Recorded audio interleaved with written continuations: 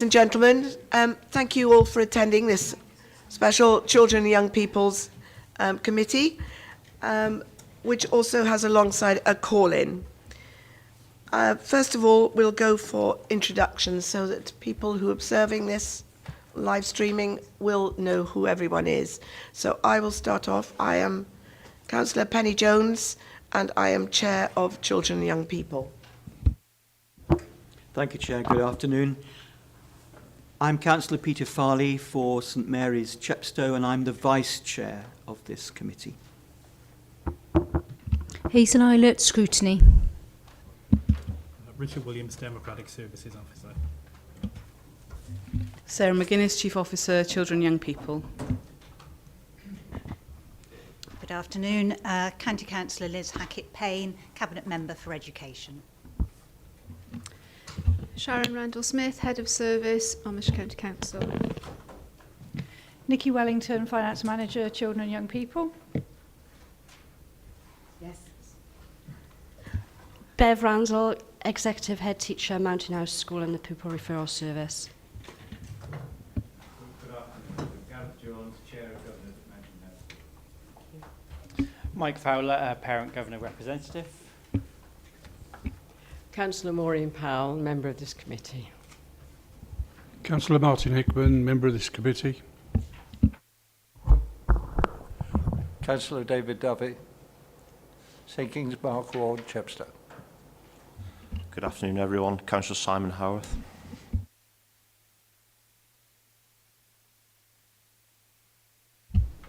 Kay Davis, Gwehello Community Council. Andrew Evans, Accountant for Children and Young People. Gwen Phillips, SEN Support Officer for CYP. Stephanie Hawkins, Principal Officer, ALN. Tyrone Stokes, Finance Manager for Social Care and Health. Thank you all very much. Next we have apologies for absence, please. Apologies, Richard. Chair. Sorry, Chair. Apologies, Chair, from Councillors Harris Clark and Mr. Robert Shaw. Thank you. I think at this stage Mr. Robert Shaw has handed in his resignation due to work commitments. We're very sorry and we thank him for all the work that he has done so far. So we will have a vacancy, if you'd like to spread that word. Thank you. Right, anybody else? Tracy, could we come to you a minute? We've done introductions so that you can introduce yourself, please. I'm Tracy Giles, Head of Children's Services.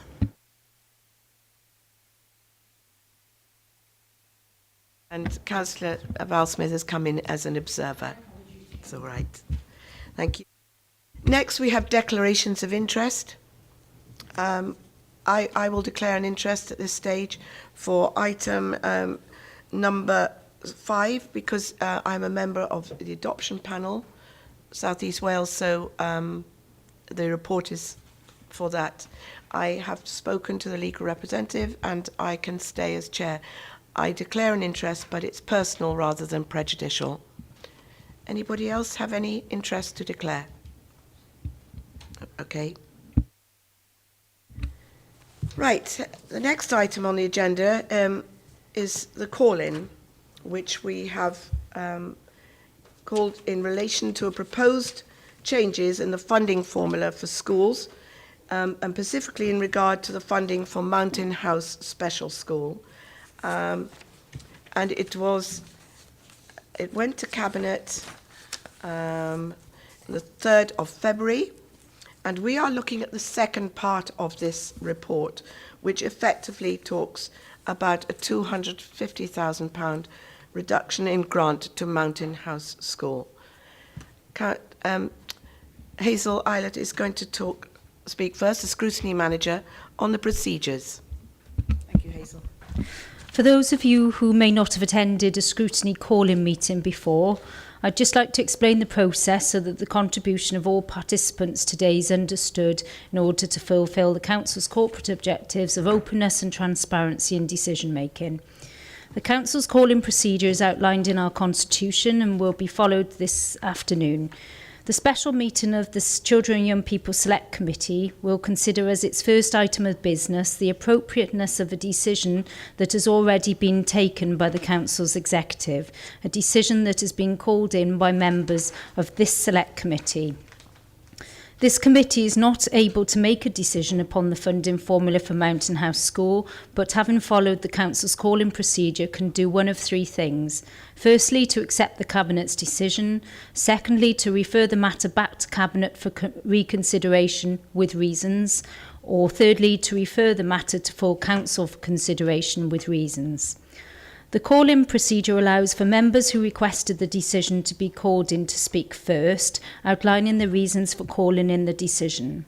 The Cabinet member will then be invited to respond, following which officers may respond, and the Chair will then ask key stakeholders who have been invited to address the committee, that's Gareth Jones, the Chair of the governing body, and Beverly Randall, the Executive Head Teacher for Mountain House School, to make their contribution, explaining their view of the implications of the decision.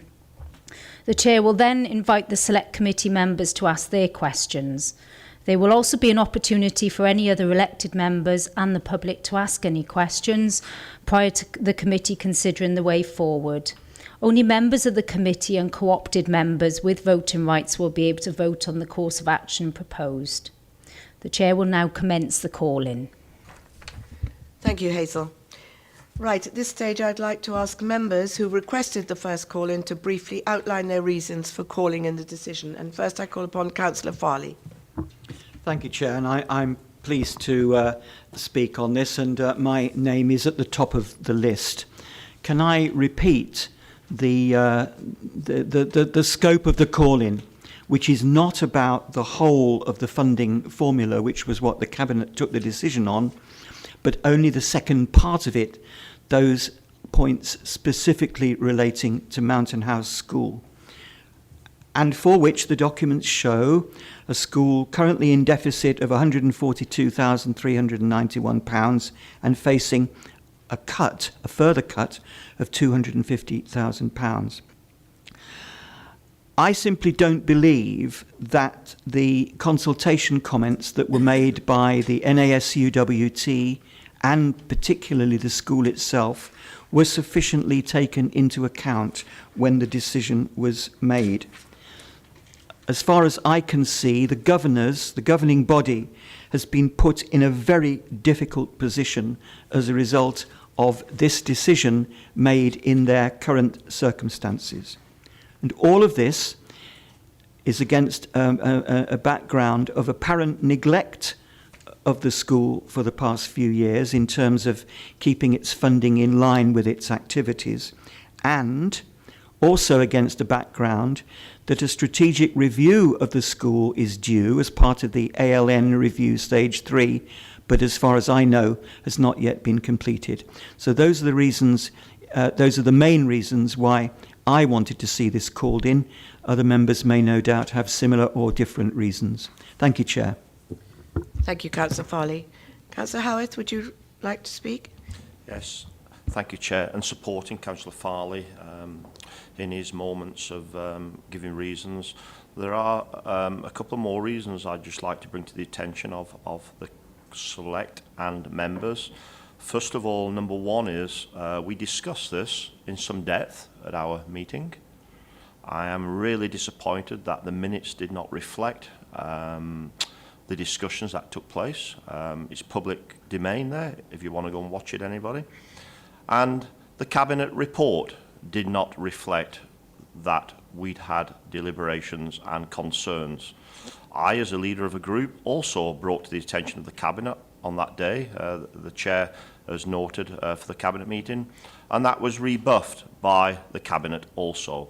So, like Councillor Farley, I am concerned, and I think when we get into deliberations on reasons and the mechanisms that we've got to where we are, I'm sure we will drill down to perhaps finding other problems that may arise from making this decision. Thank you, Councillor Howarth.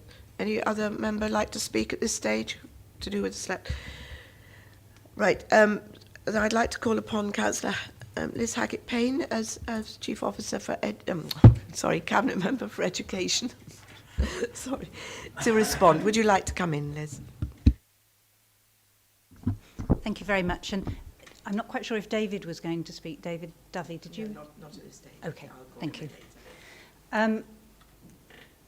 Basically, I'm just trying to go back to when this first became knowledge, and I'm sure somebody can tell me when this was. But it's going back quite a while now, and this did come to Select on the 3rd of February, and there was one of the agenda items on Select is always representation from Select. And in effect, there was no representation from Select. I did mention that Select had spoken about this and there were concerns there. When we made the decision at Select, the funding formula is reviewed on an annual basis. So every year, the funding formula is reviewed. And the idea of reviewing the funding formula is to have equity across the county so that schools feel that they have a fairness in the way the funding comes to them. So all schools are consulted on the matter, and the unions as well. What happens is, going back over many years, the funding formula has been adjusted every year to take into consideration things such as small schools. It has recently been taken into consideration the change in post-16 funding, which in effect was causing concerns for secondary schools. So in effect, every year we try to make it as principally fair as we possibly can across the piece. That then goes to the Budget Forum, and the Budget Forum look upon this through their eyes. The Budget Forum consists of, and again, somebody can pick me up on this, but basically representations from teachers, from the unions, from governors. You have a member of Select on the Budget Forum, and various other people who can take it back to their own representation. So that had also gone through the Budget Forum. When we were looking at the Mountain House issue, it was brought to our attention that just on the residential part of the funding, not on the teaching part, as far as Mountain House is concerned, the actual teaching element is I've written it down here, 42 children. So whether there are 20 children or 42 children, Mountain House on the teaching, the educational element of that school is funded for 42 children. So it is always funded for 42 children. The residential aspect, up till this time, had also been on 42 children. But we know from looking at the evidence of how many children actually use the residential element of Mountain House. I think there are 10 at the moment, and in effect what we're suggesting is that for future it be funded for 18. So in effect, not the 42 that it has been in the past, but for 18, even though there are only 10 at the moment. It was also agreed that if more children took up the residential placements, the funding would increase. And across the county, and this is what we're looking at with the funding formula, not one specific school, but county-wide, we're looking at bringing into the sort of criteria only funding what is being used, not funding elements of schools that have always been funded because they've always been funded. So the idea that, we should fund the residential element on 42 children when there are only 10 there, that was where the thinking came from. So the proposal is to fund for 18 residential. The teaching side, the educational side of Mountain House, the funding stays exactly the same. That is not going to be changed. And that is for 42 children, even though there are less children in the school. But that is the principle, because we know that the children in Mountain House are vulnerable and they need as much support as we possibly can. So, in effect, when that came to me, that's my understanding. And I thought, like the budget forum, like the funding panel, that was a fair proposal to put forward, that in effect we would be cutting back just on that element of the residential side of things. So that is... You can do both. And you've got a staff team at Mountain House who are really up for doing that. Thank you both. Thank you, Mr. Jones and Mr. Randall. That's very helpful. Right, next I'd like to call upon the officers to respond. Sarah, would you like to? Sarah McGuinness, who's Chief Officer for Children and Young People. Would you like to reply now? Certainly, Chair. I'll then hand over to Nikki Wellington, who's been instrumental in the financial element of this school. Obviously, the call-in is the call-in, and I will not digress from that. That wouldn't be appropriate. I just will recognise a number of matters that have been raised. I would want to point out that far from being neglected, Mountain House is a school that has been central to our considerations in the local authority, certainly in the last 2.5 years I can speak of for myself. And those considerations have been consistent, and I'm really pleased that the school recognises the positive support from the local authority. Thank you for that.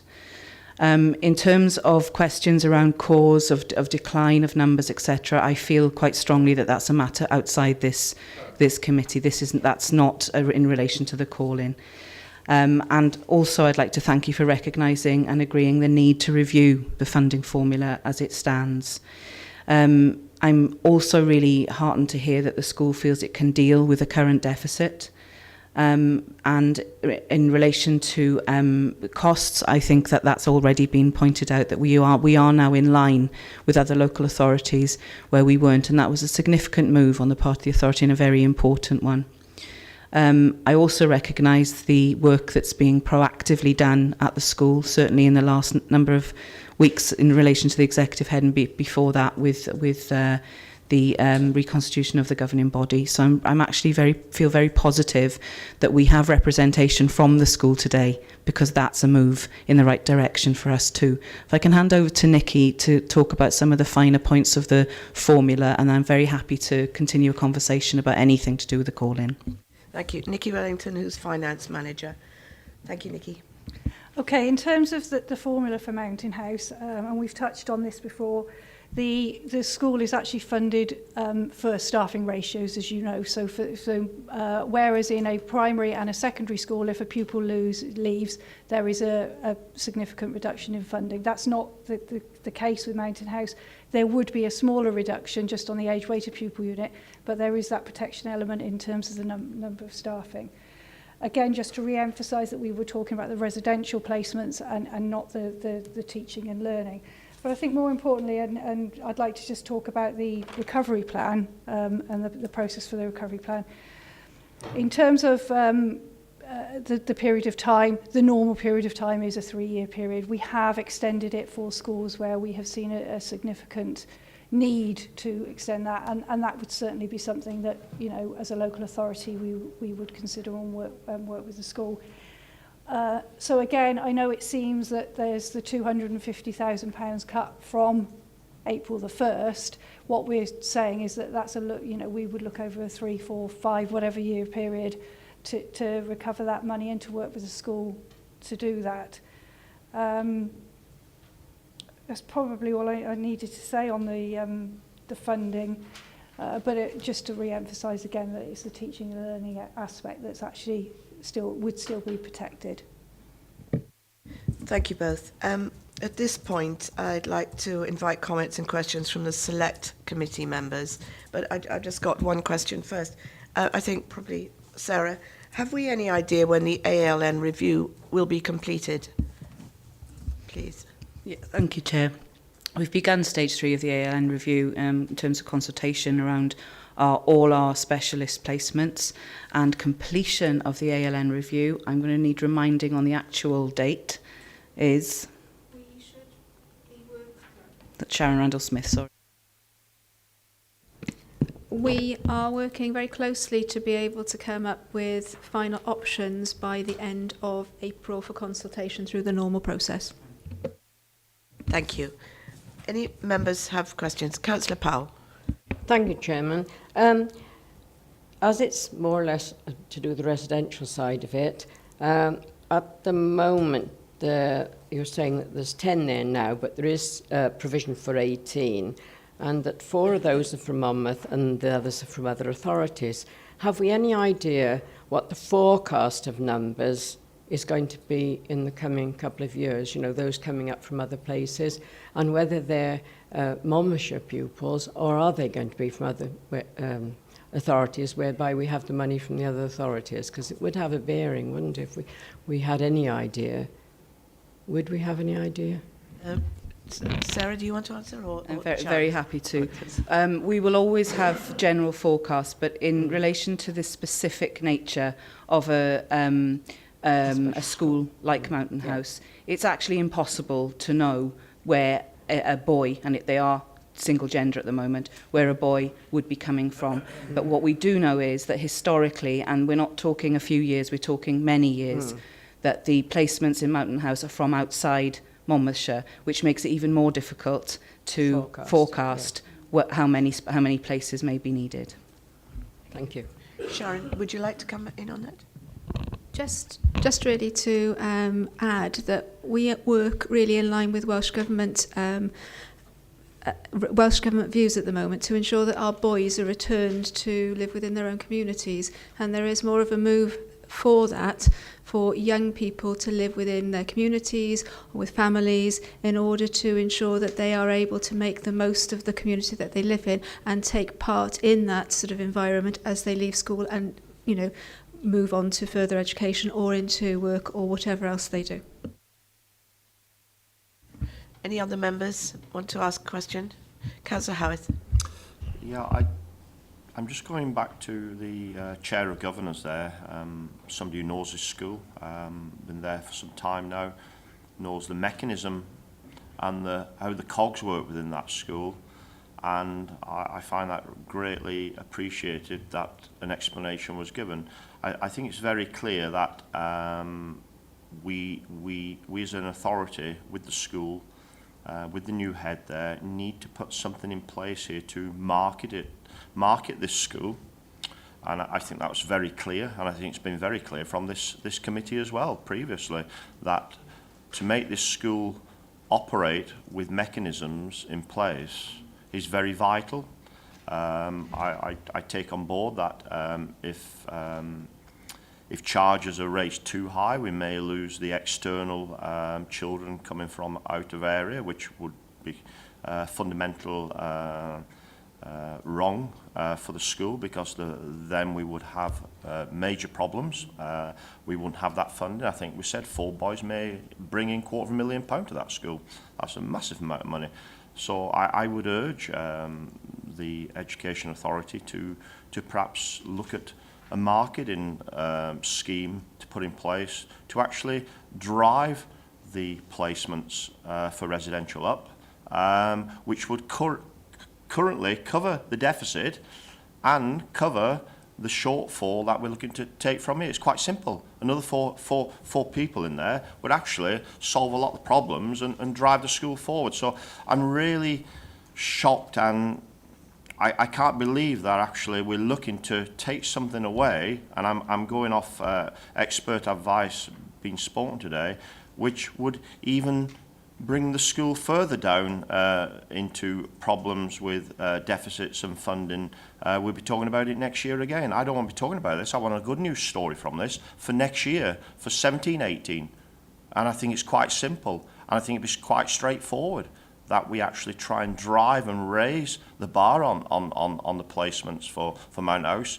Externally, internally, maybe internally we're not actually looking to put children in there. It may be that we're trying to put children internally within the environment of locality. Maybe a big saving there. I don't know. Maybe some of them children should be in Mountain House and not local. Who knows? So, Chair, I am actually disturbed now. The more you dig into this, I think we need to make sure that the Cabinet listen and do a little bit more work on this situation of the funding formula for Mountain House residential. And I would call for this to be withdrawn from the initial report. And I haven't got the agenda item. I think it's agenda item number 4 in the funding formula. But I let everybody else speak. But I am more concerned now that there's a lot more work to be done here, and I'm sure that work can easily be done. Thank you, Councillor Howard. Councillor Hackett-Payne, would you like to come in there? Yes, very much so. And, you know, in some ways, I agree with what you're saying about marketing. But bearing in mind that we have a new head teacher who's only been in 6 weeks, I think, in effect, that probably is going to be the case. That is going to be the way that things are going ahead. But ultimately, when we're looking at any child's education, it's not the price tag that is upon it. It is the best possible education for that particular child, whether it be residential, whether it be... And I think that there is quite a lot of scope here.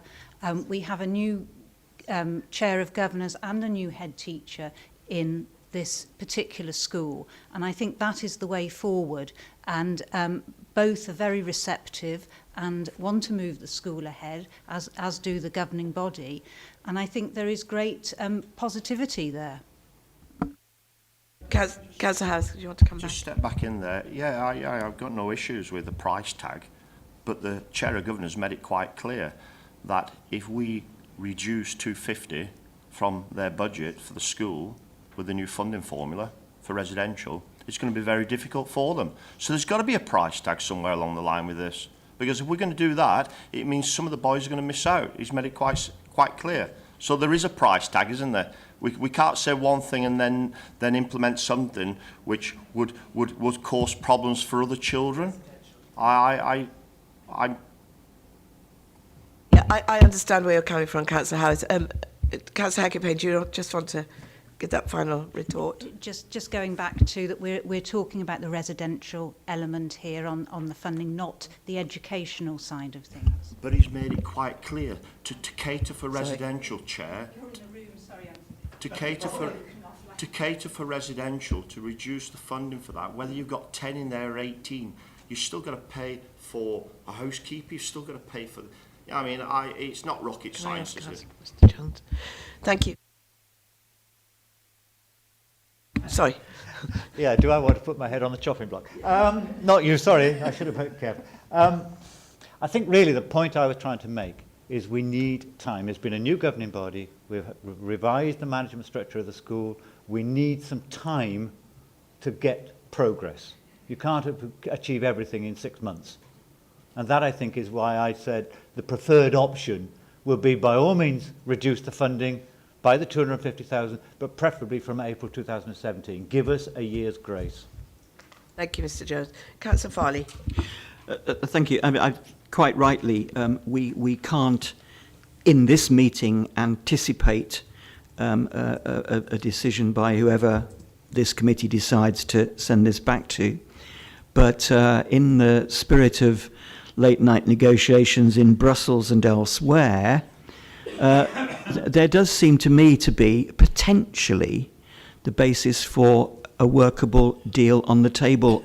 All I'm going to do at this point is ask Councillor Hackett-Payne, particularly bearing in mind what she has recognised and said about the changes to the governing body and the leadership of the school, is to ask a Cabinet member whether she is prepared to contemplate some serious discussions about a practical solution to these problems, as opposed to simply sticking with what on the face of it is an imminent cut of £250,000, full stop. Thank you. Councillor Hackett-Payne.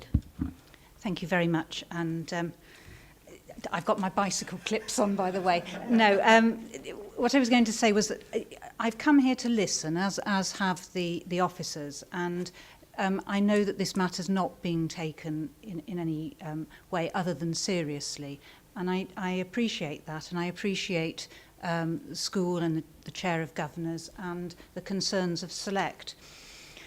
I cannot sit here and promise anything, because that would be wrong and I would be misleading you in any way. But I could most certainly promise some discussions, and maybe perhaps with the chair or the chair and vice chair of Select with officers. I cannot say what that would be, because we haven't had those meetings. But I think because of the giving due cognizance to the newness of the head teacher at the school, I don't feel that it is right and proper not to have those talks, perhaps, and see where we can go from there. I can't sit here and say I will give you a year's grace, or but I can see where you were most certainly coming from. And as with any compromise, and it would be a compromise in some way, we have to have those negotiations first. And I feel that perhaps would be the beginnings of meeting somewhere in between. Thank you, Councillor Hackett-Payne. Now I'm going to open it up to elected members and the public generally. Mr Fowler, and then I'll come to you, Councillor. Thank you. Just looking at the numbers, it's looking purely at numbers, saying that we've funded for 42 places for the last 5 years, which has been far too many, is isolated, and you can kind of think some common sense into that. But it's when you start looking at the broader picture. So when we've been overfunding the school, they still found themselves currently in a deficit of £142,000. So something to me says something's not quite right and needs sorting within the school. So to try and then hit them with a reduction of 250,000 on top, and say, let's look at the next 3 years that they want to recover that. That's 250 each year, plus the 142, plus any more deficit that they may go into. I mean, we're currently looking at 892,000 cut, realistically, in the next 3 years. I mean, I don't see how a small school with very specialist needs can get anywhere near trying to sustain that. Nikki, would you like to come in? Thank you.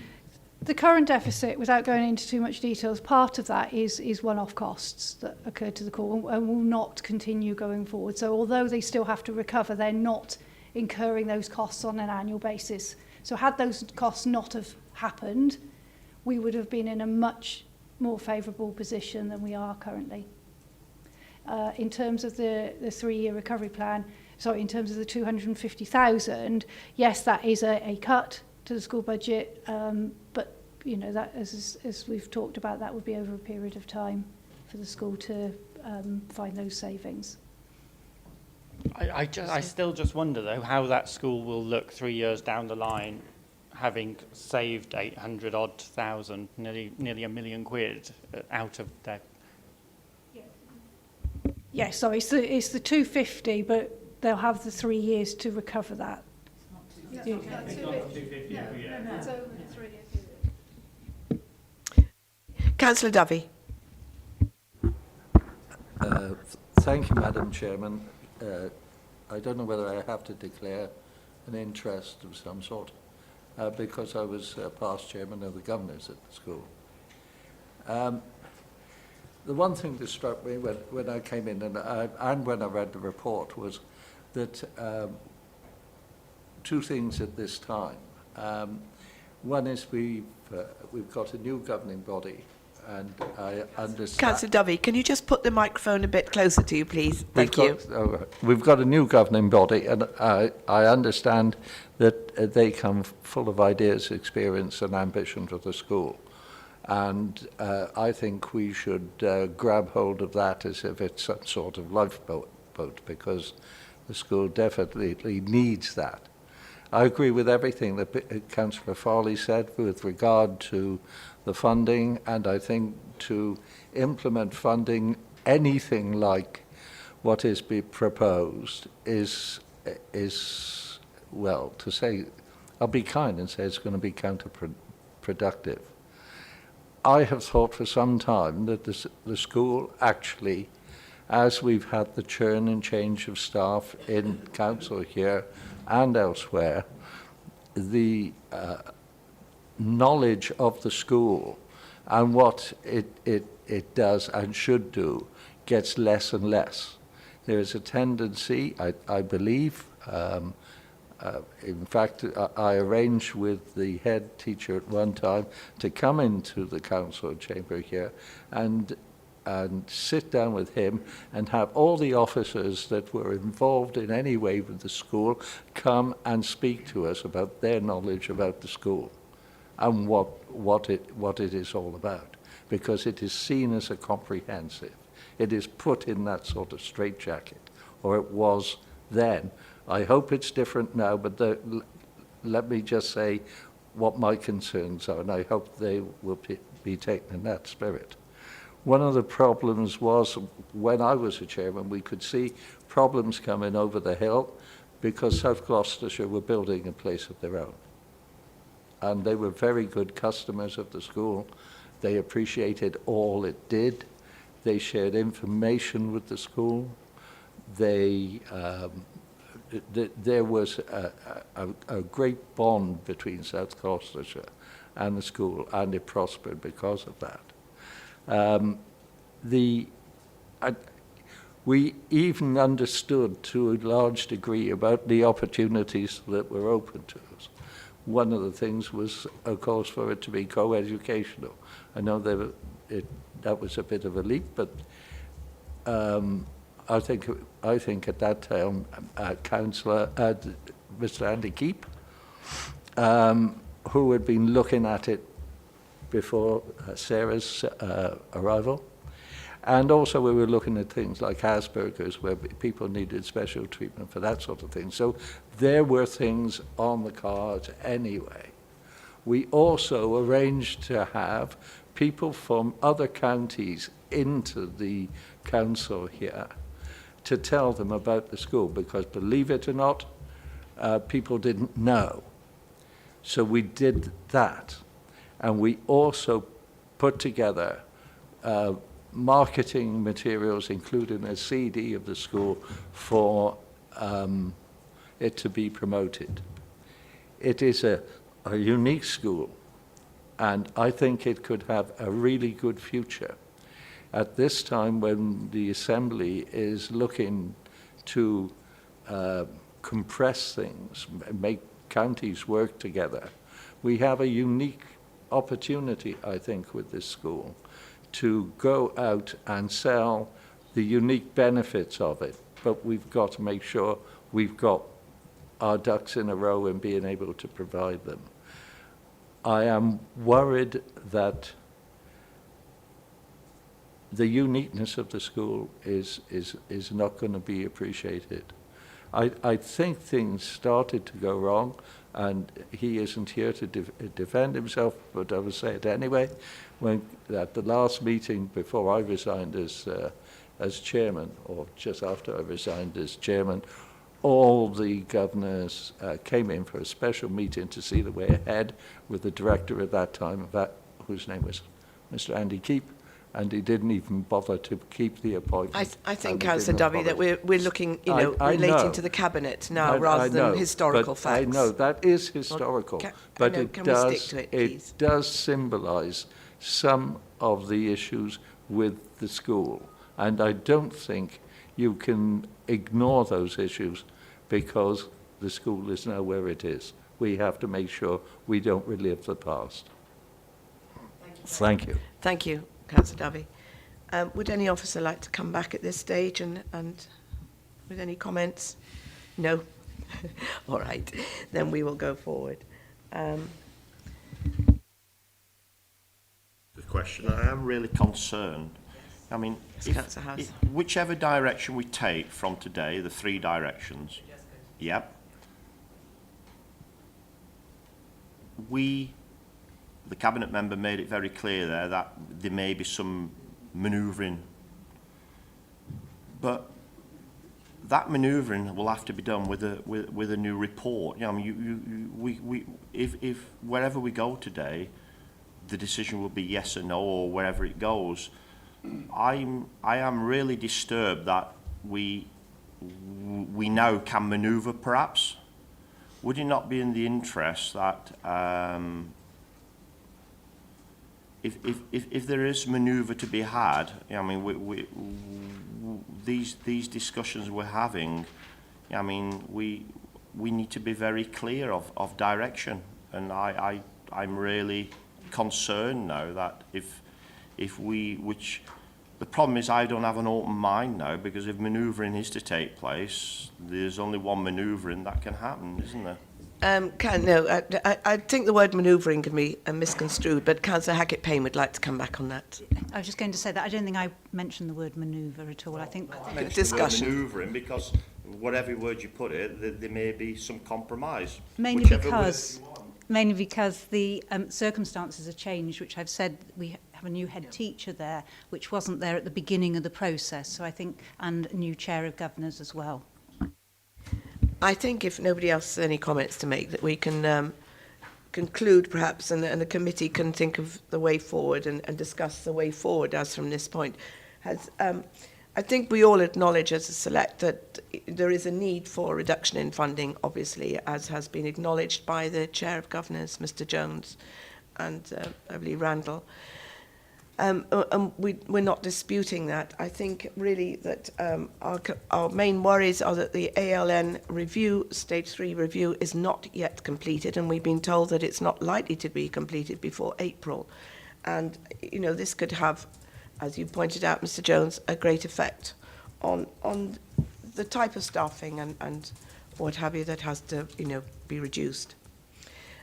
Also, I think we feel that the immediacy of the cuts and the amount will have a stifling effect on any improvements in the way forward, strategic plans on the way forward, you know, for instance, marketing or what have you. And we would very much welcome talks with Councillor Hackett-Payne and the chief officers, and open discussion would be welcome in the future as well. So, with that in mind, has any member got a proposal or any comments to make at this stage about where we should go from here? Let me just point out first the 3 opportunities. 1, we accept the Cabinet's decision.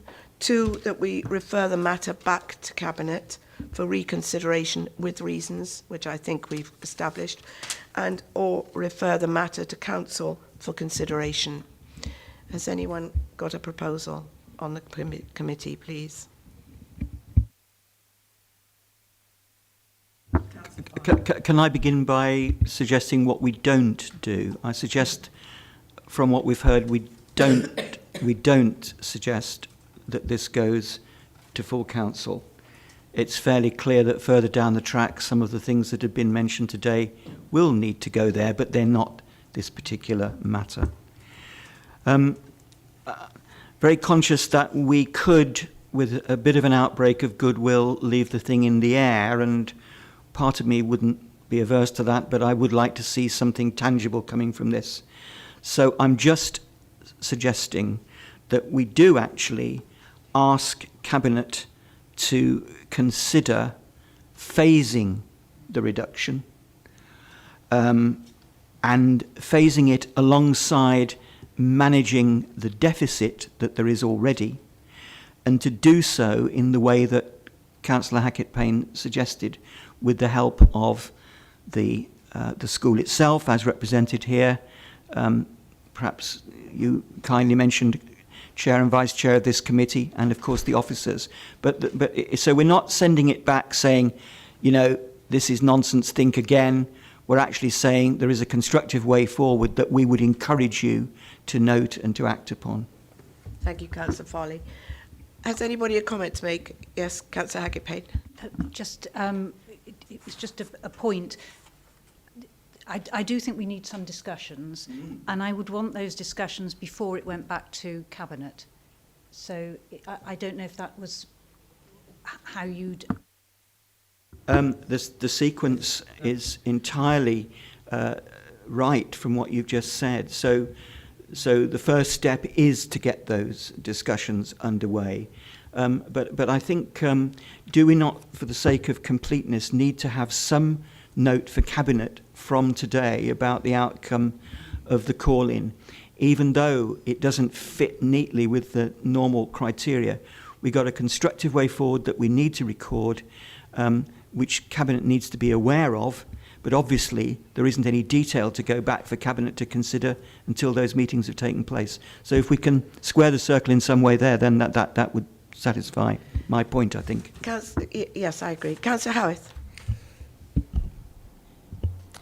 The Cabinet decision which was put into place, this was one aspect of it. Would it be within our interests to make sure that the funding formula aspect of 3/4 or whatever is of the report, and I will find it, that stays, but agenda item whatever 4, bullet point 4, we urge that goes back to the Cabinet member and is reviewed and comes back then as a separate item. Would that be the way of doing it? Councillor Hackett-Payne. Thank you. I was under the impression that this call-in was only on, yes, on it the 4. It so is. It would only go back on that. Yeah. But we are only having the call-in on part 2 of that mandate. But the decision log is a log, not... The decision has been made for those other ones that's gone through. So it's already been separated. Well, I haven't seen a report saying it's been separated then. You know, if you want to get nitty-gritty and legal, which it is, I haven't seen a separation saying the decision log excludes this, which is the proper legal side of doing it, and it has not. I just need to be clear that if we make a decision of referring this back to Cabinet, yes, I think it's. Okay. I think we need to be really clear and precise, because we can talk and do all we want. We need to.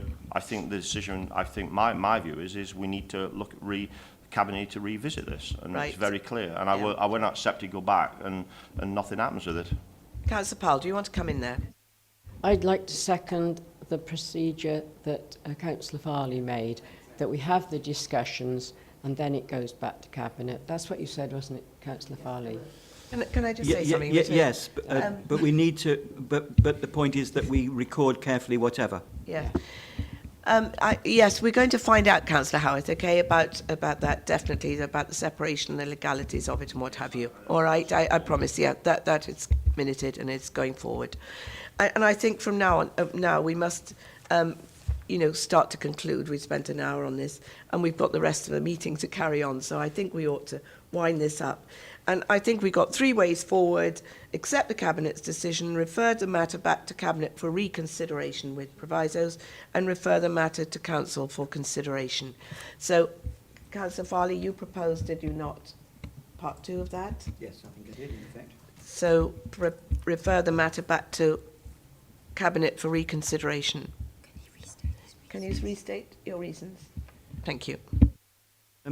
We'd go back to Cabinet for reconsideration in light of the discussions that we've had today.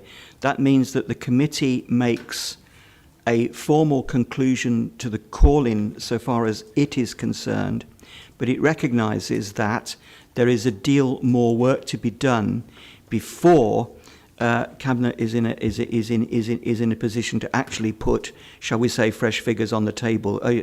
So the essential part of it is Cabinet knows that we have made these points about Mountain House, but that there will be a working group along the lines that Councillor Hackett-Payne suggested, which will then presumably produce a more definitive report that can go back to Cabinet to say exactly what should happen. Thank you, Councillor Farley. Can I have a seconder for that, please? Councillor Powell. Thank you. On that, please. Members of Select, you can vote as well, Mr. Fowler. All right. 1, 2, 3. Oh.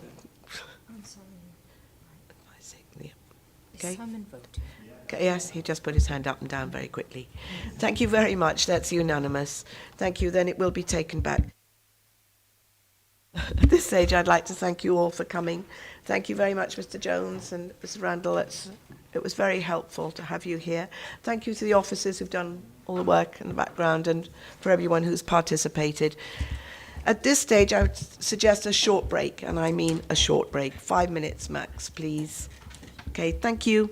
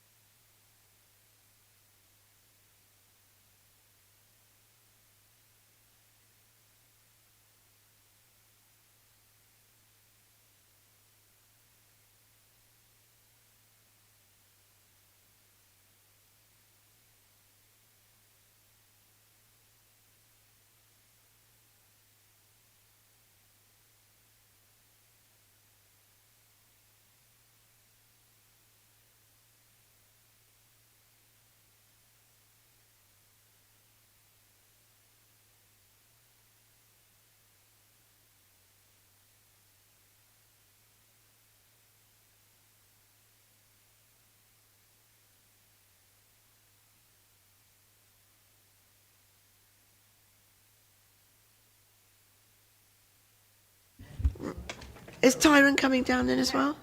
Come on, Tyrone, please, quick.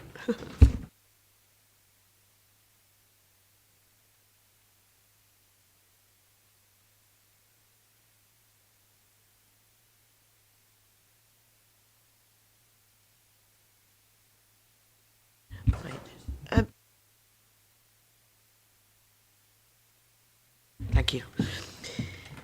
Right, we're now going to agenda item number... Sorry. We have just changed this round so much because people have to go.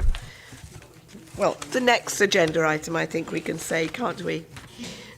And it's Revenue and Capital Monitoring 2015-16, months 9, outturn forecast statements.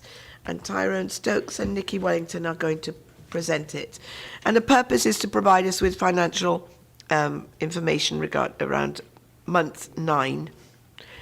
Okay, Tyrone, can I hand over to you? Thank you. I'll start first by taking you through the children's services element of the CYP Select portfolio. In terms of today, myself and Nikki Wellington will be presenting the month 9 forecast outturn report for 15-16, as the chair has just said. The report does contain a lot of information for your consideration, all 140 pages of it. But myself and Nikki is here just to cut to the chase and alert you to the main areas that we think me and Nikki need you to be aware of. In terms of the forecast outturn, if I refer you to page 33, I believe, of your reporting pack, and section 3.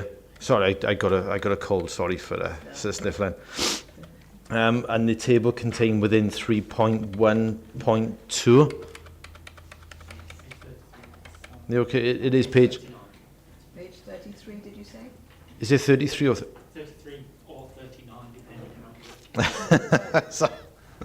on. If I look at 3.1.2, which is just given headline figures, if I look at social care and health, month 9 would exhibit in a £1.228 million overspend. If I explain that further and tease out the children's services element of it, the overspend for children's services is 1.364 million as at month 9. That's an increase of 68,000 since month 6. If I refer you to page 39, page 40, and table 3.1, the table containing 3.11, and that's showing the main pressure areas. And if you scroll down to the latter part of page 39 and over to page 40, I'd like to draw your attention to one major overspend within children's services, which is an almost £1.1 million overspend in our external placements budget. And at month 9, we support in 70 placements, up 6 since month 6. The staffing budgets has got a common theme running through it, and that's the continued use of agency staffing, which you can see running through the placement support team, the children and young persons team, and the disability children's team as well. In terms of giving you an update on mandate savings, capital and redundancies, there's none in existence for children's services. That's a quick whistle-stop tour about children's services. I'm sure I can through 140 pages. I'll hand over to Nikki Wellington, but before I do, you can always ask me some questions after, if you like, on the children's services element.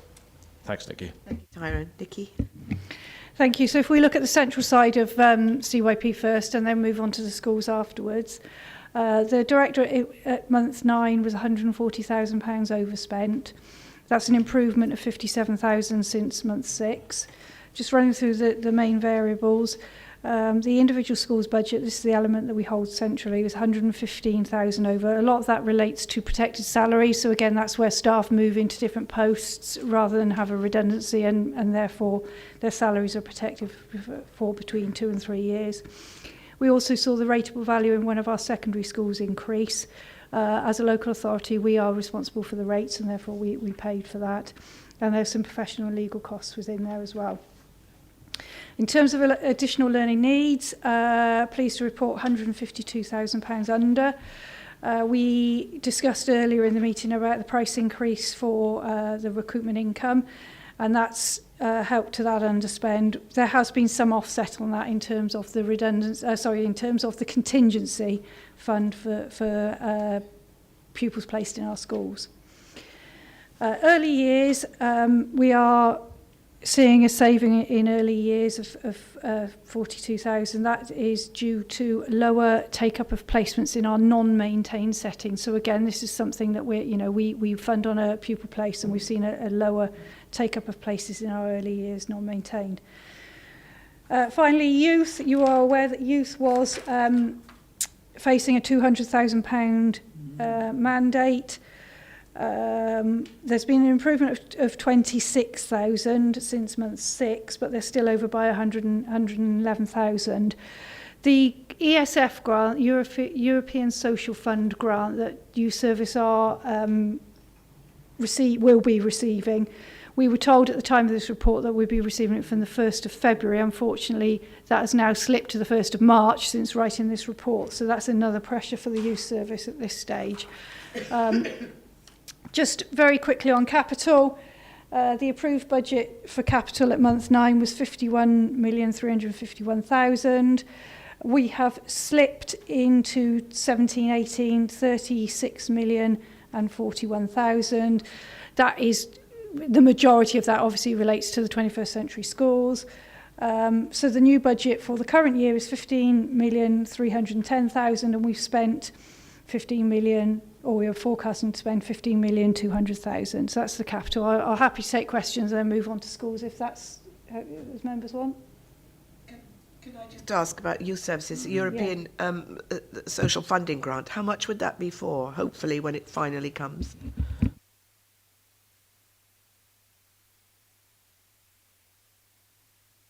Thank you.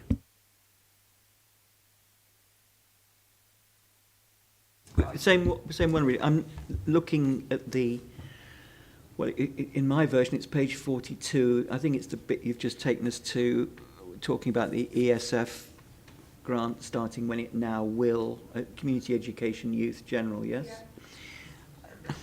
I don't know, I'm still concerned that the Youth Service has taken on a considerably difficult mandate, and it may well be struggling. And I know it's not for you to answer beyond the financial, but, you know, for example, when we see here funding from Torvine training has since reduced, presumably that means that a source of income is now less than it was. Is that right? Yeah. So the whole question of the youth service still seems to me to be one that we should be interested in. It is still juggling between being a generator of income, which it took on itself, but was always expressed in terms of potential. And at the same time, people may well be fearful about its core business, which is to provide a youth service. So I note those figures with some dismay, because I'm fearful of the pressures on the service. And anecdotally, services are being cut, withdrawn, or changed. The two aren't entirely unrelated, I think. Okay. I had something else about that. Are you expecting more of a profit next year? Is it kind of a 2-year rolling programme, you know, when things are up and running for the youth service? Or, are you expecting it to go downhill? Is there anything we can do about it? I mean, I know that they've started all these businesses and enterprises. Can we expect more next year, realistically? The £200,000 mandate was in the current financial year. There isn't a mandate for next year, but obviously that budget will remain at the lower amount of 200,000. I think in hindsight, probably it was a little bit ambitious of us to assume that 200,000 would be a full year saving, this time last year. In terms of, I'm sure that the youth service, without speaking on Tracy's behalf, but was welcome, and I know she's been to select a number of occasions to give you an update of where they are on those projects. They are, some of them are taking off and they are beginning to see fruition, but I'm sure she would welcome to give you an update on where you are. Thank you. Yes, Councillor Howarth. May I ask a question on the 87,000 relating to the additional professional fees? And also the 21st Century programme, does the external bodies that we employ within the council, do they come out of the capital or are they being taken from the revenue side? Because yes, I would feel that any external professional people that we bring in should actually come out of perhaps out of the fee for the revenue side of it, because they're part of that, or are they coming out of the revenue? Just clarity on that then, Simon. Are you talking about the staff that we employ, the 21st Century team? Are you talking about professional? The ISB is saying that we're actually 87,000 Right, additional cost okay, protection of yeah. schools, adverse school relatable change and additional professional fees. Yeah. But below it's got management, there's a saving there, small saving. Professional fees relating to school move to ISB, so we're just shipping about there, are we? And secondly then is when we have the capital programme for 21st Century, are the professional people that we've brought from outsourced from outside, do they come from their 21st Century budget, or are they taken from, i.e. the revenue budget, to pay for them? I thought it possibly could have come from the capital side of it, because i.e. if you bring a consultant in, £100,000, why should the schools funding suffer when actually they brought in for to deliver 21st Century? Okay. Yeah, in terms of 21st Century schools, you are correct. It will come from the capital funding. So everything within that envelope, it won't affect the other schools. It's everything within that envelope that we've got there. In terms of the professional fees, if I give you some ideas of the ideas of what we've got within those professional fees, there's the recovery board costs. There is the cost of any investigations that we do with schools. There's the cost of any legal advice around various aspects. So that it's all encompassed in that. In terms of the shift between management and the ISB, when we've reviewed the costs now, and we've put them in the right place, we'll say, rather than so. The management is mainly picking up the recovery board costs. So in future we'll just see one heading mandate for professional fees, and it's all to do with education. Would it be within our remit just to give us that breakdown there within the report, what they're for? Because we could end up with 20 consultants in here, or 20 professional people, and that could be £150,000 overspent. I'd like to actually know what they are within the mandate. It'd be quite easy to put in there, wouldn't it? I mean, I'm quite happy to provide that detail. I just need to check because some of it is quite specific in terms of the public disclosure. But yeah, I'm quite happy to provide that breakdown for you. Okay, thank you very much. Nikki, would you like to continue now on schools? Can you, oh yes, you haven't got a rough page, have you? The public.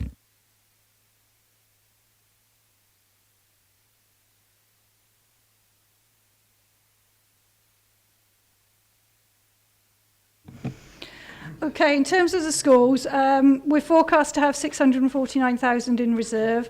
That's 34,000 better than we were anticipating at month 6. We still have 5 schools in a deficit position.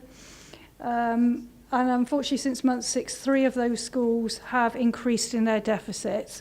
And you'll see those listed in 3.2.4. Increasing the usage of, it's just we are still reliant on the use of. Thanks. Cheers. Sorry. Thank you for that clarification. Councillor Howard and then Councillor Farley. Yes, thank you, Chair. I'm really concerned that we are struggling to recruit, and I think you've got a very valid and solid explanation there.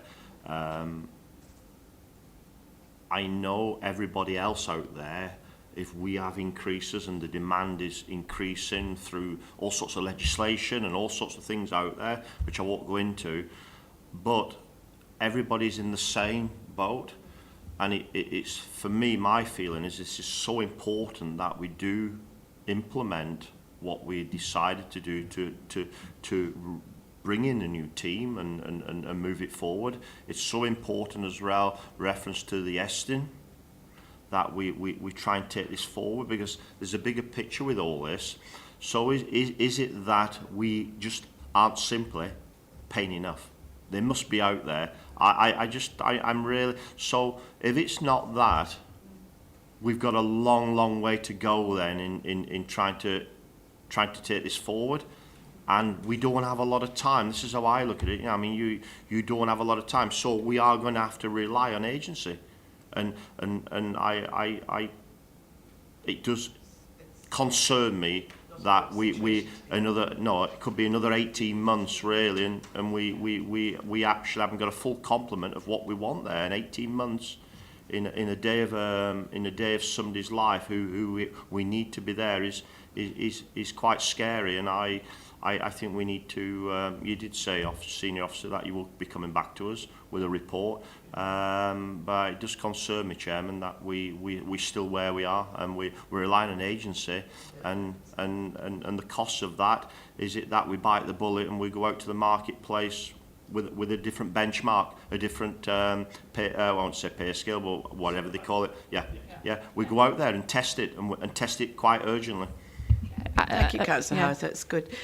Claire, would you like to come back on that? Yeah, no, I mean, it's certainly not as simple as just being about what we pay, for all the reasons that Tracy has said, really.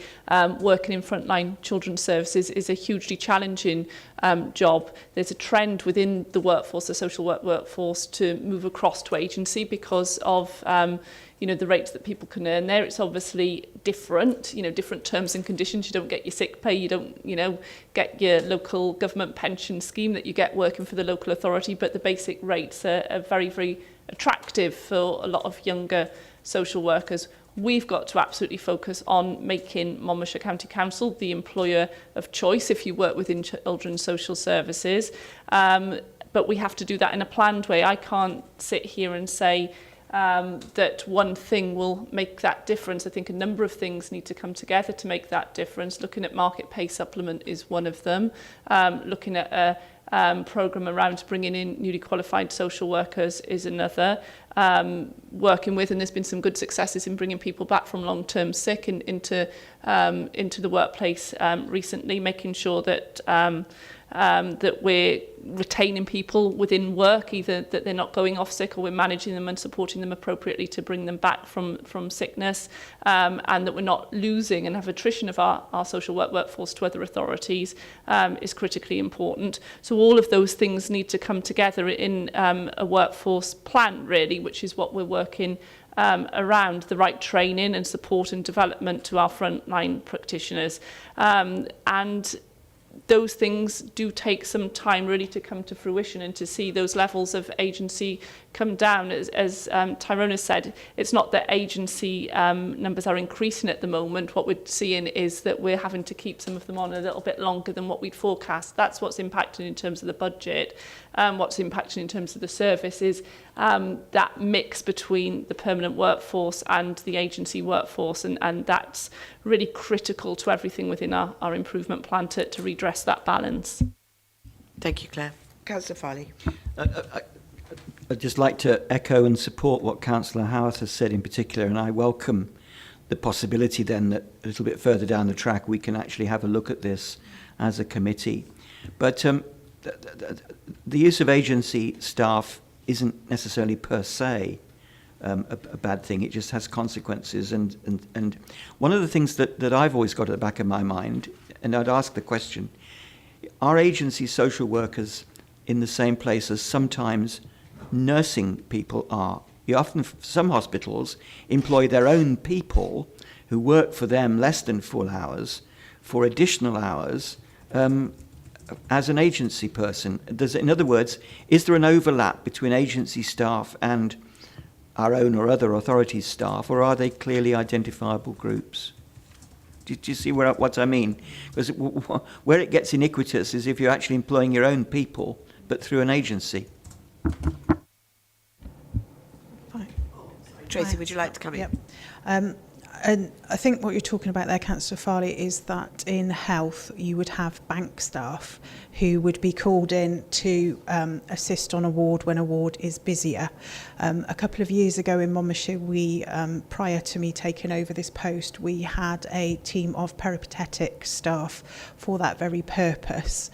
Again, we couldn't recruit to those posts, and those posts have been moved into the teams, and there has been some success actually in recruiting some of those posts. As far as the agency staff go, some of the staff that we have, I don't want committee to think that we're employing agency staff that come and go and are not committed, because some of them are really committed to what they do. Generally speaking, agency staff can't stay for more than 2 years in one place, because that causes problems with the taxman, because it's then seen as a permanent post. So there are certain things that they have to be mindful of. So if they've been here for 2 years covering a post, they would have to leave. It's not in a child's best interest, it's not in Monmouthshire's best interest, it's another issue because they're self-employed. So there's lots of different factors that would make a difference to agency staff, but also the numbers of social work candidates applying to do the course has dropped. The numbers of social workers who work on the front line, who may be working in different local authority areas. Some local authorities are making redundancies around children's services staff, but that doesn't mean that's the type of worker that we're wanting in Monmouthshire. We're very mindful of having the right person with the right skill base working in children's services, rather than just having I'm trying to find a polite way of saying bottoms on seats, but you know what I'm saying. We're trying not to just, because we're under pressure and we recognise we're spending money on this area, but when you've got a lot of cases in court, we've reached 22 cases in court with 10 more heading for court. That's unprecedented in Monmouthshire, and it's not that court is throwing them out saying that we've not reached threshold. They absolutely should be in court. So there's lots of factors around the staff needs, and the agency staff sometimes do come and go, but those agency staff posts, as Ty very eloquently put earlier, which I didn't explain very well, is that we haven't increased the numbers of posts we're covering. And in fact, we are phasing some out because we have people coming back off sick leave. It's just this never-ending kind of cycle of trying to get the right people in the right place. In 2014, we did fill all our posts, but people get promotion, people move out of areas, and then you're trying to find more staff to fill those posts. So it's kind of a bit of a never-ending cycle that I can't really, unfortunately, give you all an answer. Tracy. Councillor Farley. Tracy, Sorry, Ty, would you like to come in Yes, first? sorry, Councillor. If I just come in on what we're not doing is having someone who's part-time on our books, and then looking to fill the rest of the week, given the agency, and we're employing them back. So no, just a point of clarity to answer your question fully. We haven't got any cases of those. Thank you. Tracy, thank you, and thank you for your answer. In all the times that you've been to this committee, you've never given a less than full and helpful explanation for anything. I appreciate that. In fact, aren't I right in thinking that you actually came as an agency person in the beginning, didn't you? I was hoping you remember that, Yes. Farley. So it just goes to show. I came for 6 months about 4 years ago. Yeah. But thank you, Tracy, and thank you for that answer and all your answers, actually. Is that it? Well, we'd like to conclude this item then. Thank you very much, Tyrone and Claire and Tracy, for your input. We look forward to the next reports, and hopefully we'll see some improvement with the staffing at some stage. Thank you very much. Right, the next item is... Not yet. After, yeah. She's not doing it yet. Sorry, whisper. Right, can we go on to the next item, please, which I think, Claire, is going to be your progress report regarding the Social Services and Wellbeing Wales Act 2014. Thank you very much, Chair, and thanks for the indulgence in bringing this report forward. The report that you have before you today is really a very brief summary of the Social Services and Wellbeing Wales Act, which comes into effect from 6th of April this year, and fundamentally changes, really, the legal basis for social services within Wales. I say it's a very brief summary. For any interested members, colleagues of the committee, there is more than ample material available on the Care Council for Wales website. There's a learning hub that each part of the Act, and you can see very briefly summarised within the paper, the 11 parts. Each part of the Act has legislation which is laid down, and then regulations, and then a code of practice associated with it, and all of that's been translated into training material as well. In terms of children's services, I mean, I've heard it said relatively recently by very eminent people that the changes as a consequence of the Social Services and Wellbeing Act aren't as fundamental for children and young people as there are for adults, and indeed there are significant areas of practice within children's services which remain the same. But nonetheless, there are some significant changes, and I would draw your attention really to the fundamental and underpinning principles of the Act, which is around a shift to well-being, early intervention, prevention, where it is safe to do so. We've been challenged really as directors of social services, heads of children's services have, by the Minister, about how we can safely reduce numbers of looked after children and how the Act can be a vehicle for that. And critical in that are these duties on the whole authority and indeed our partners around having the right preventative services and the right interventions which can prevent need for care and support escalating, and in the case of children's services mean that we can safely manage risks within families and communities. That's a huge challenge given the complexities and the levels of need that we face, but that is the challenge which the Act places active statutory duties on us. There are duties around assessing the needs of individuals and of meeting those needs through care and support plans. A lot of work had been done within Monmouthshire prior to my arrival by colleagues over a number of years really to start looking at what this meant within children's services, and the integrated assessment had been revised and made more proportionate in line really with what was to come in legislation, but obviously the direction of travel which had been set out. Meeting the needs of individuals and new requirements really around carers is something very important, and I'm sure something we'll return to as a scrutiny committee, select committee, and this broader definition of carers which is set out within the Act. Part 6 of the Act specifically deals with looked after and accommodated children, reenacts provisions within Part 6 of the Children's Act, and a lot of what's within Part 6 around plans and reviews really reflects current situation, but there are some changes within that. Safeguarding, the more significant changes around safeguarding are for adults and protection orders for adults, but the Act does place regional safeguarding boards on a statutory basis. The Safeguarding Children Board for the Greater Gwent area will be something that you will be aware of, and again we may wish to return to in terms of how Select look at the business of that board and make sure that there's that golden thread between what's done on our behalf at a regional level as well as what happens at a local level in terms of all our safeguarding responsibilities.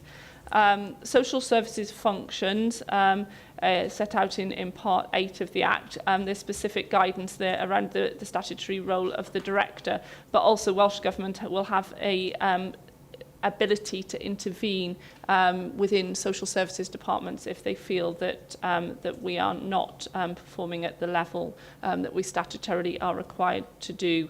Part 9 of the Act is around cooperation and partnership largely.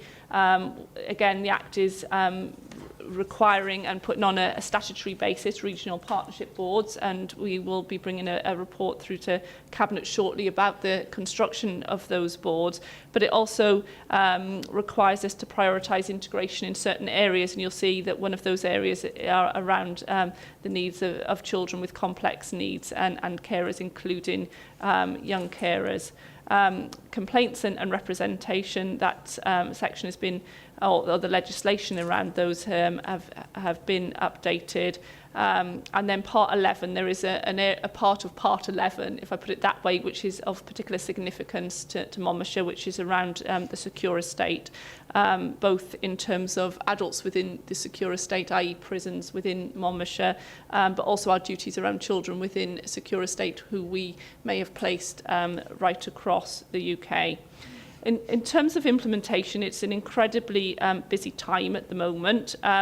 Welsh Government have made available to local authorities and partners a grant called the Delivering Transformation Grant, which is managed via Torfaen and funds a regional transformation team. They've made that available now going into next year, so we're in discussions around the priority for that grant. Here, a lot of the implementation work and activities have been ongoing for a number of years, really, as I said when I talked about the work that had been done around assessment. But there's still the need for our workforce to go through what is really a raft of training to make sure that they really understand the legal basis under which they will be practising from the 6th of April. And there've been quite a lot of support, as I say, from the Care Council for Wales and working with organisations like the Institute of Public Care to produce a lot of training materials for us to support the training of our frontline workforce. At the moment, the training is focused on frontline workforce within social services. We pretty quickly, I think, into next year need to look at who else needs that specific training in partners across the council, partners widely in health, etc., and what members may wish to benefit from on an ongoing basis. So in terms of assurance for you about whether we are Act ready or compliant by the 6th of April, I think we are as well positioned as we could be, certainly as well positioned as other authorities across the Gwent area and across the rest of Wales. But as I heard the Minister say the other day, the 6th of April is really the start, in terms of where the Act will take us in terms of communications, particularly with our citizens.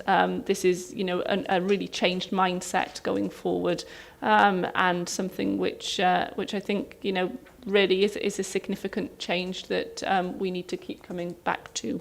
Thank you. Thank you, Claire. That's very helpful. Just one question from me. The Welsh Government grant that goes through Torfaen, will most of that go on training, do you think? Is that its main purpose? If not, what would it be used for? The grant has been used to fund to date a transformation team, which are quite senior officers who are seconded into that transformation team to really develop policies, procedures, support ways of working. I'd say probably to date as Monmouthshire, we felt we've benefited a little bit less than other authorities from the work of that team because of all the work which my predecessors and colleagues like Tracy and Julie Boothroyd have done to make sure that we're in a good position. And I think there's really now your steer to us could helpfully be make sure that we're getting the value out of that money. It is £500,000 worth of investment and make sure it's really focusing on the things that will make the difference here in Monmouthshire. One that I didn't really stress enough in going through the blurb within the paper is around information, advice and assistance. Again, a statutory duty on us to provide that, and what that looks like outside of our statutory services, I think is really important. Right, thank you. So are we members, is this local authority, does it have members on the transformation team? We, as a group of directors, steer the work of that transformation team. The members of the team or the other people working within the team are drawn from across different backgrounds and authorities. Councillor Farley, then Mr. Fowler. A couple of things. One, generally, I think this is a remarkable act. And if you look at the pedigree, it cites things like UN principles for older people, Convention on the Rights of the Child. It's actually an embodiment of some of the thinking of the World Health Organization as well, since 1947 and other declarations after that, in ways actually that the Health Service hasn't managed to do. So I think it's remarkable and very welcome. I think the training and readiness point that I want to ask about is something like this.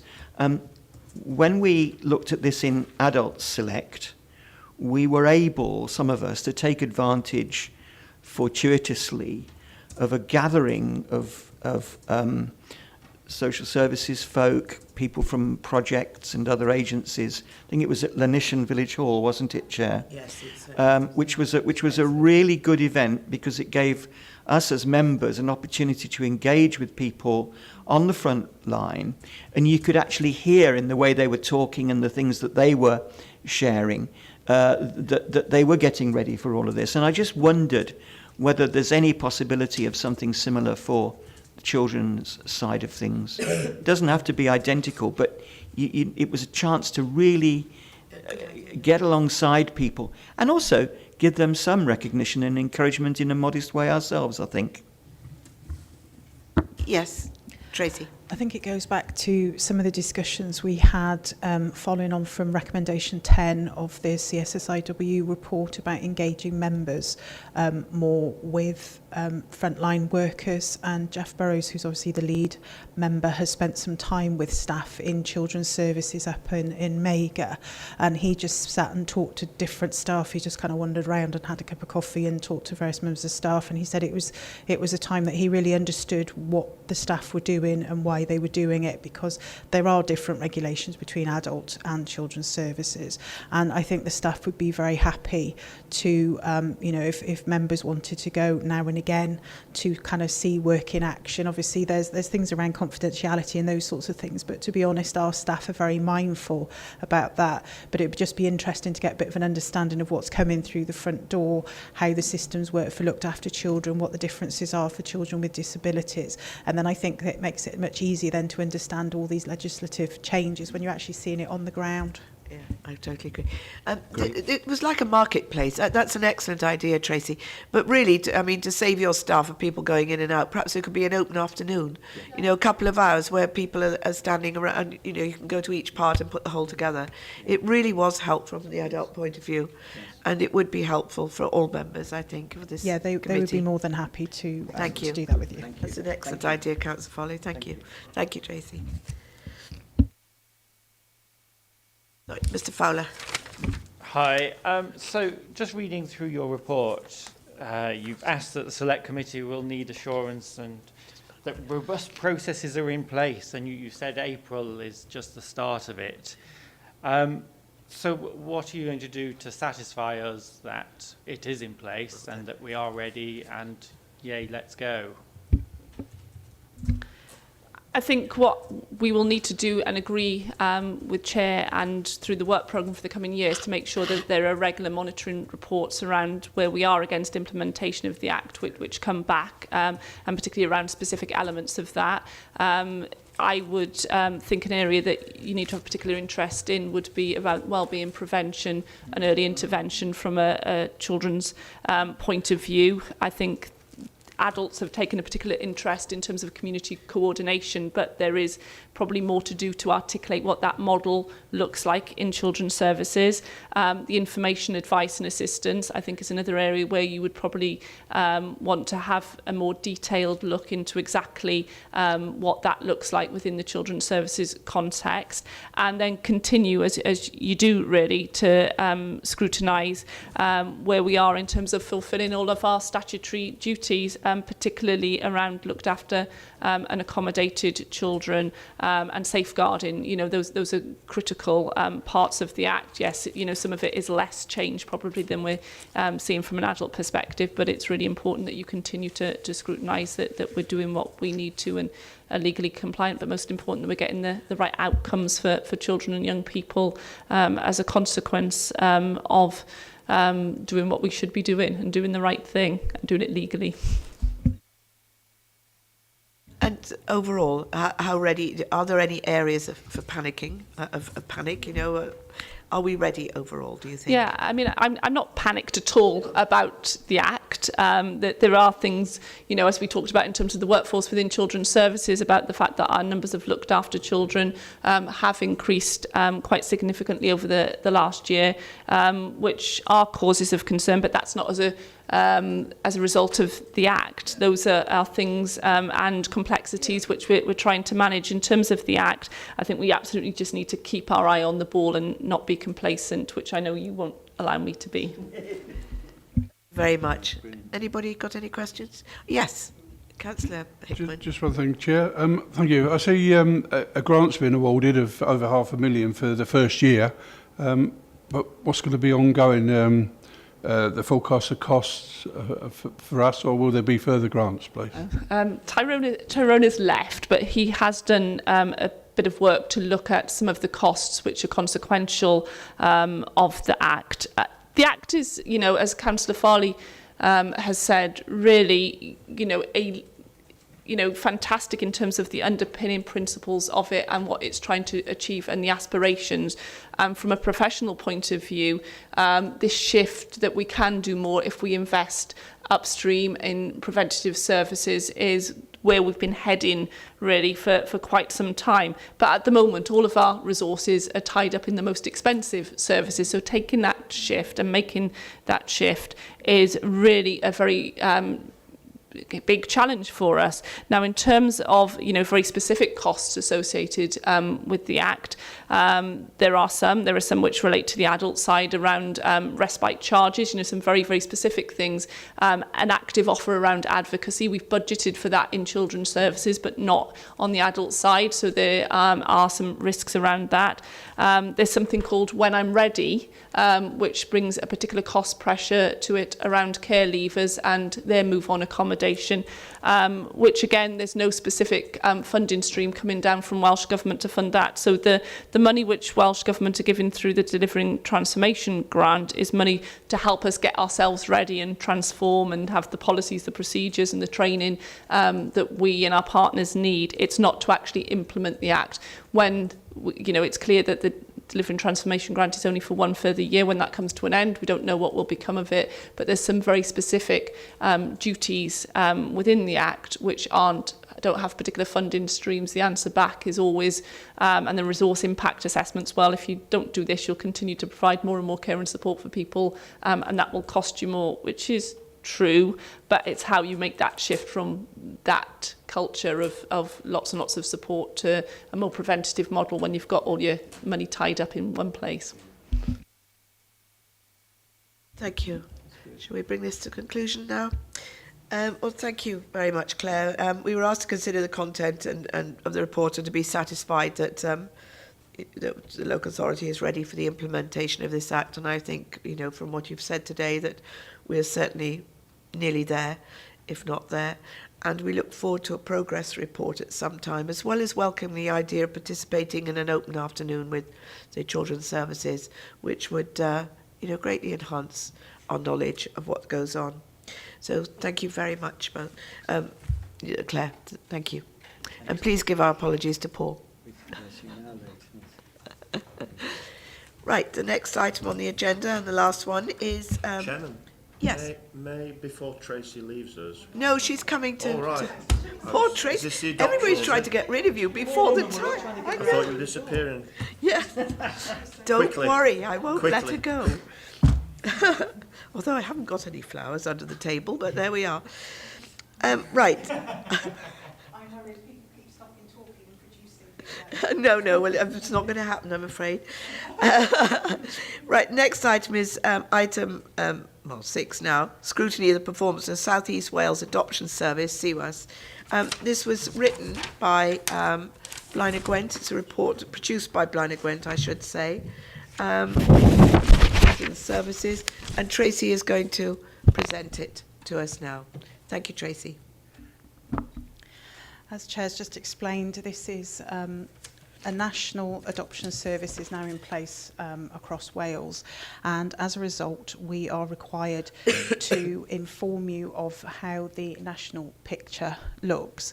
When I was writing this report for scrutiny, I was very mindful of actually what does that tell you, and in fact it doesn't tell you a huge amount, was my concern, but the Gwent heads of children's services who meet regularly felt that we needed the same report to be circulated across Gwent so that every select committee, scrutiny committee, got the same information, so that everybody has been given the same position rather than everybody having a slightly different perspective on it.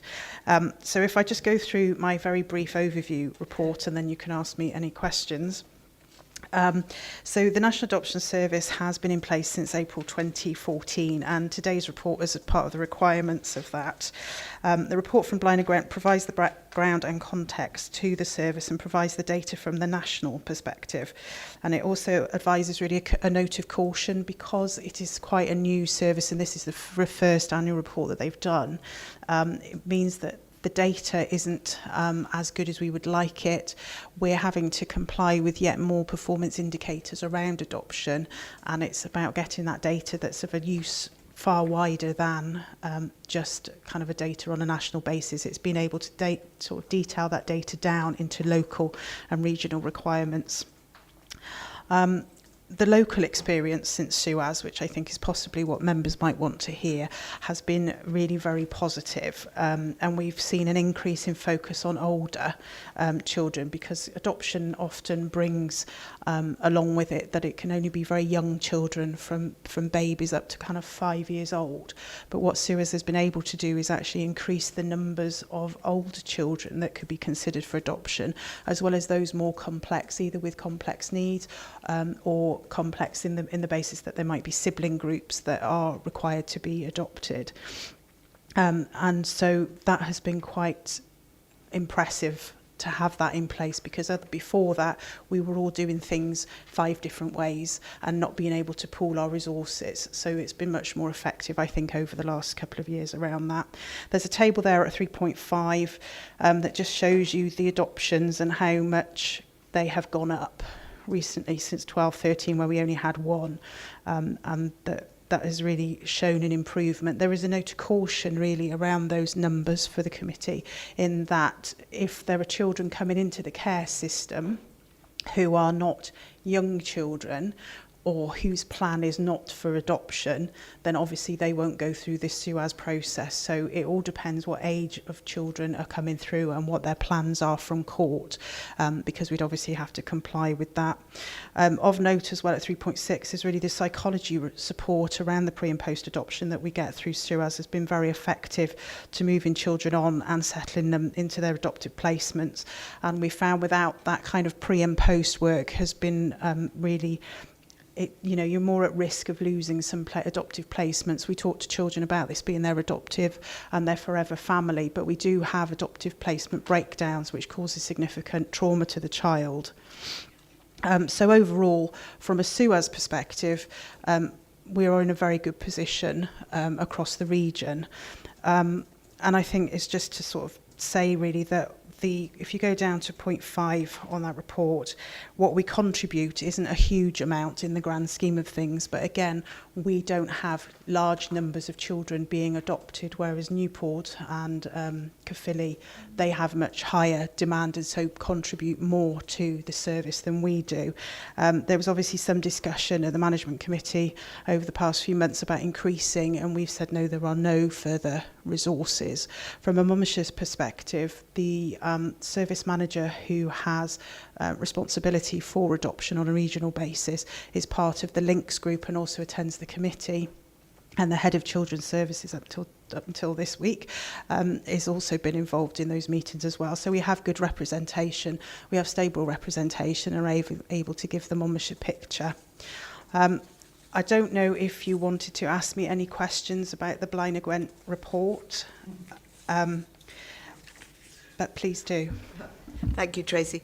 I'd just like to reiterate about the trauma breakdowns. You said traumatic for the child, and of course they are number one, but it's also incredibly traumatic to every member of staff, isn't it, that's involved.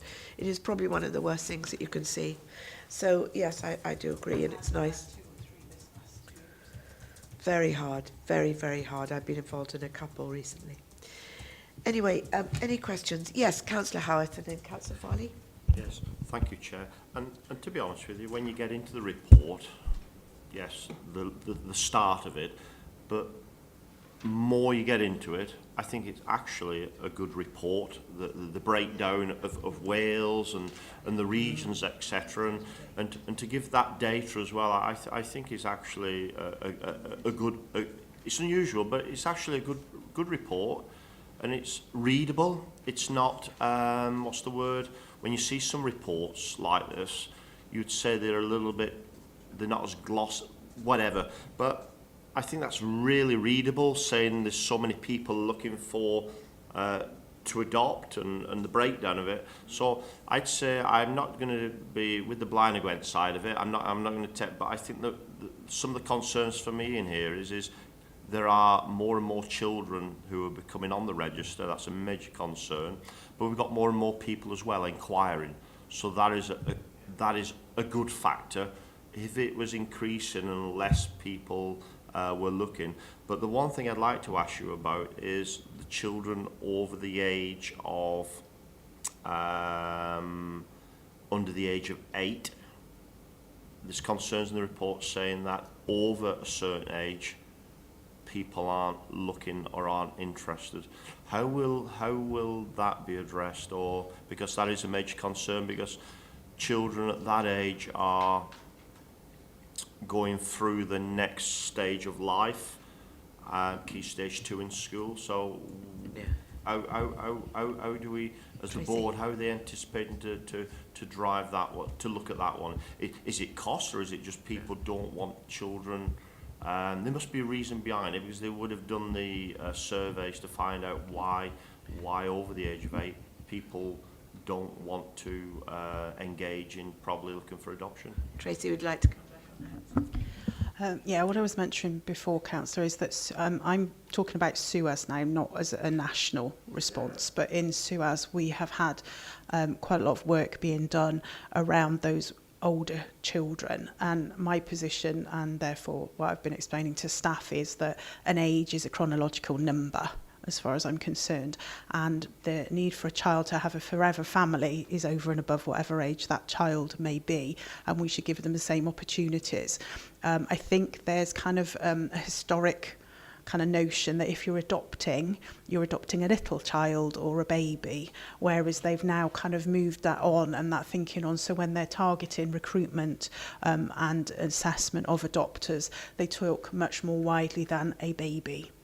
They talk about sibling groups, they talk about older children, to try and get people thinking, because adoption is quite often advertised as babies, when in fact it isn't babies. Babies is a kind of smaller part of a wider issue, because if you're not getting into a family and don't realise there's abuse or neglect going on, they're not brought out of that family earlier. But bringing them out of families later obviously increases problems.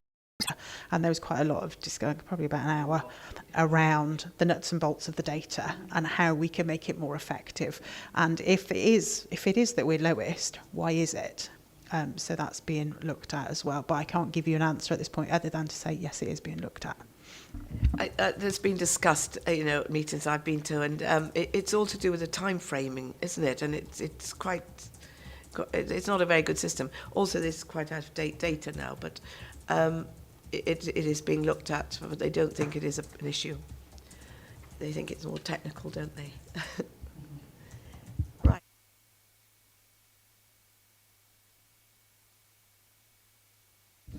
Well, if there are no more questions, I'd just like to thank you very, very much for presenting your last report for us on CYP.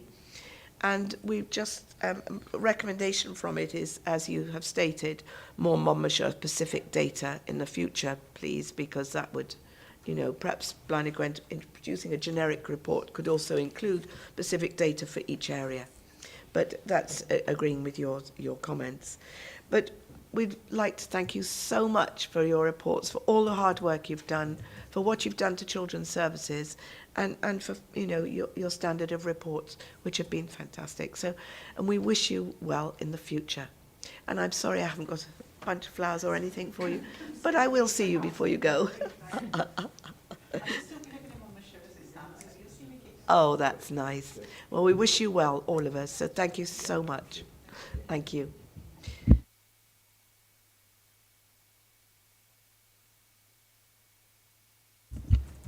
Right, the last item on the agenda is to confirm the date and time of the next meeting, which is Thursday, 17th of March, but I don't know if it's morning or afternoon. I hope it's morning, because the Finance Forum are meeting in Labour as well. Okay, I'll have a look. 17th of March. I haven't even got it on. Right. It's just been checked for us. It's Governor's the night before, I do know that. Yeah. And fashion show. It's 2 o'clock according to the... Oh, okay. All right, so it's 2 o'clock on the afternoon. No. I think Select takes precedent, doesn't it? I don't know. It does. Yeah. Anyway, I'd like to thank you for coming and for, you know, it's been a little longer than usual, but very interesting and informative. Thank you very much. And thank you, Richard, for hard work, and thank you, Hazel, for your advice. Just to let members know before they go, we've drafted the conclusion for the call-in, and already a meeting is being requested with the chair and the vice chair to meet with the cabinet member, the executive head teacher and the chair of governors. So I just wanted you to be aware that that's being taken seriously and being taken forward at the earliest opportunity. In fact, it's on Thursday at 9 o'clock, so it's already been arranged since Tracy Harry's gone out, if that's all right with most people. So thank you. May I ask then, with chair and vice chair, never. We are still being recorded. You will have discussions with the cabinet member and whoever. And right. The Mountain House staff, yeah. And chair of that's cabinet. great. That's work in progress. And officers. But what we're saying is then when it goes back to cabinet, we may see a different report. Who knows? Will they then take that different report to cabinet before it comes back here, or do we give preliminary powers? You see where I'm going? You're going to create another report here with amendments to the original report. What happens then? It's going back to cabinet. Yes, it will go back to cabinet. It would be helpful, I believe, once that meeting has taken place and a report is drafted, if it was emailed to this committee. I will have to ask somebody to do that because I'm going to be on holiday. But perhaps I'll ask the chair and the vice to make sure that that you email any draft report to the committee for information. Yeah. But yes, it will go to cabinet, and I don't think there's any rules on double jeopardy. So whether that would be subject to another call-in, I think that could take place. But obviously the idea is that if you're involved in this discussion, that it will be a report insofar as you can agreed by all parties. Yeah. Would it be within our interest then, because the information's just arrived late and we still have a quorum of the committee, would it be for minuted purposes to make sure that we as a select now agree for vice and chair to have dialogue with, well, we're not a dialogue here, we don't build reports, but to make sure that the cabinet members report with the discussions is then mailed out to members for comments before being tabled for cabinet? Yeah, what we've put in the conclusion is that the decision was to refer back to Cabinet for reconsideration, given the reasons outlined in the call-in request and also highlighted by the Select Committee members at the meeting regarding the immediacy and the extent of the funding reduction whilst the strategic direction for the school is unclear. The recommendation of the Select Committee was to agree that the meeting should be held to discuss this further prior to the decision being reconsidered by the Cabinet. Members agreed unanimously that the Chair and Vice Chair of the Select Committee would meet with the Cabinet member, relevant officers and the Chair of the governing body and the Executive Head Teacher to discuss this in order to produce a report on this for Cabinet future decision. So we can add to that the Chair and the Vice Chair will email you a copy of that report. Members of Select. Okay. Just while we're on, I see the email has come through. I've just seen it, but you won't be here, will you, Hazel? So, do you know whether that meeting will have any democratic services or other support so that actually a report can be done? I think it would be appropriate.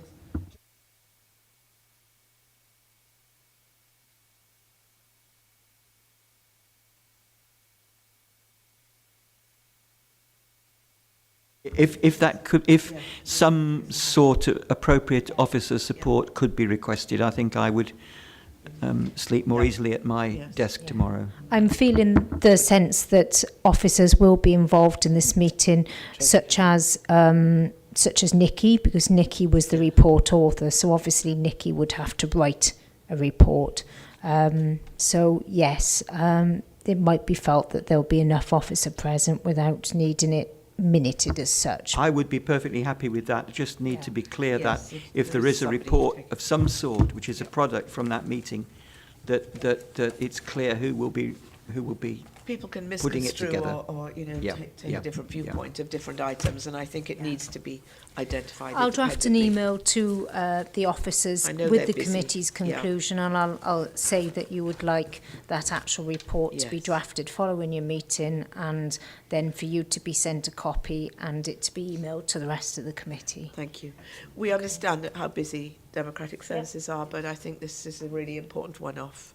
So are you happy just to confirm that if Nikki is there and Nikki will be the report author, that you don't need democratic support there?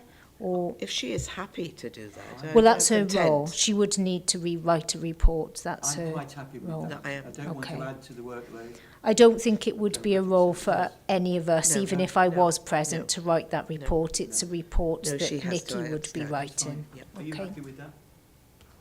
I think we just need to be clear and concise, because if another report goes to Cabinet, and it's no different to what we've just had, we've gone back. Yeah. And let's not We want forget, everything.